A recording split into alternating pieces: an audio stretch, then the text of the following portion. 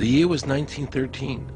Woodrow Wilson was president, and powerful banking interests, who had been trying for years, finally achieved their long-term goal of a silent coup d'etat by taking control of the American government.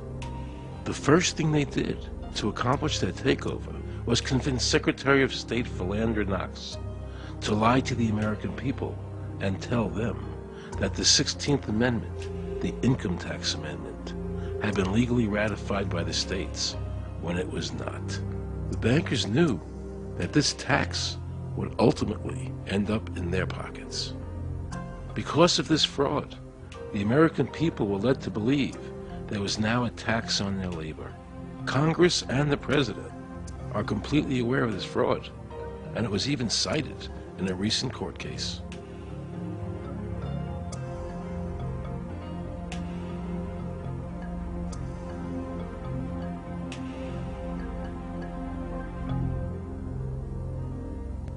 That very same year, the bankers committed their second and by far the most diabolical fraud ever perpetrated on the American people by bribing senators to pass the Federal Reserve Act without the required constitutional amendment. All in favor, say aye. They did this during Christmas vacation, when many senators were home celebrating their holidays with their families. And that's how the unconstitutional Federal Reserve Act came into being.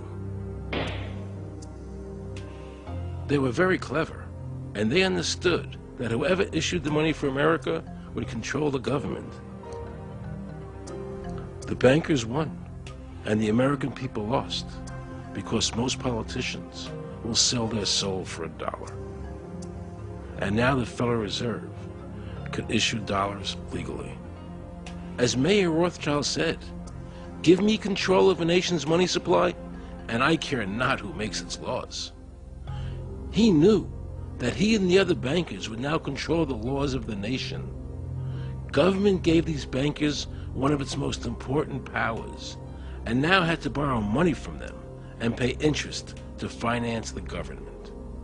So the American people were forced to lower their standard of living and pay a graduated income tax to the government, just so the government could give these bankers more profits.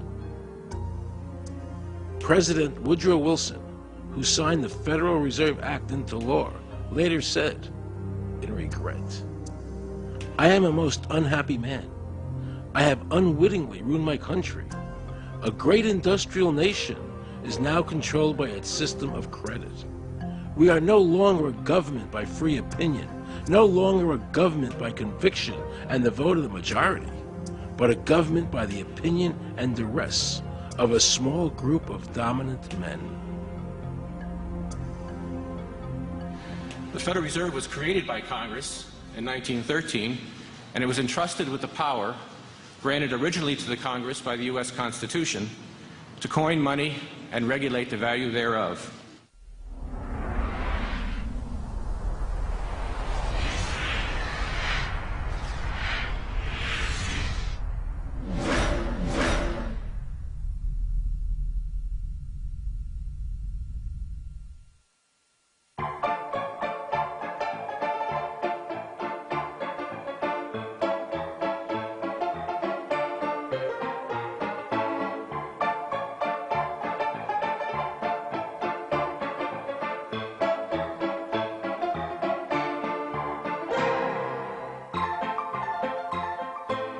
What's your name?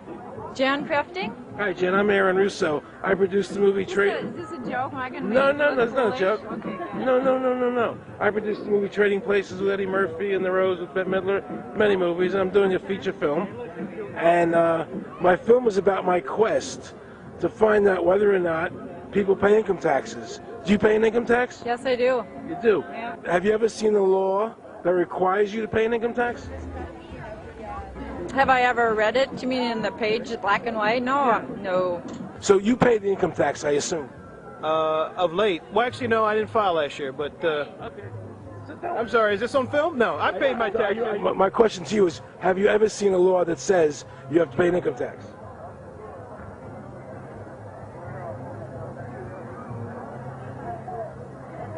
law is that guy that wears that badge and a gun. That's the one that puts you in jail. That's the law. Actually, I can't stand the IRS.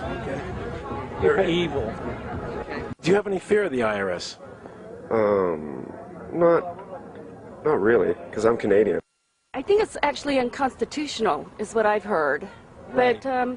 But to avoid any hassle, I pay it. If there was no law and I wasn't afraid of them coming and taking me to jail, absolutely, I wouldn't pay taxes. Okay, then no, I wouldn't pay income taxes. It's a no-brainer. You wouldn't pay. I wouldn't pay it. Why would anybody? Because they, that's what they tell us we must do, else we're bad Americans. Would you pay it? No. Would you pay it?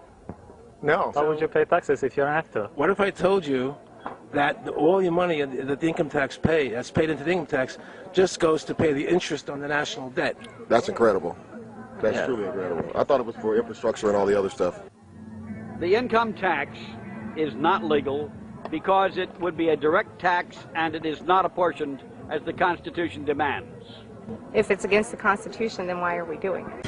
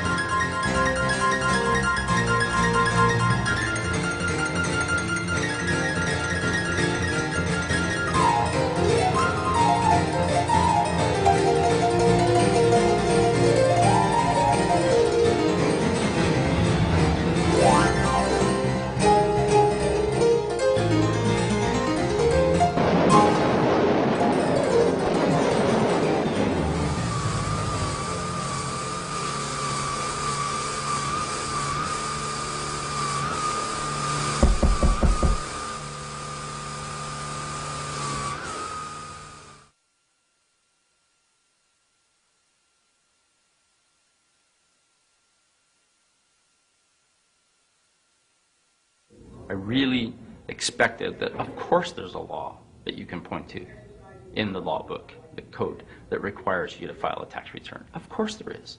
Maybe I don't know what it is right then as he was speaking to me, but sure. So naively, I agreed to go off and research it and get back to him. 3.5 months later, I was at that point where I couldn't find the statute that clearly made a person liable, at least not me and most people I know.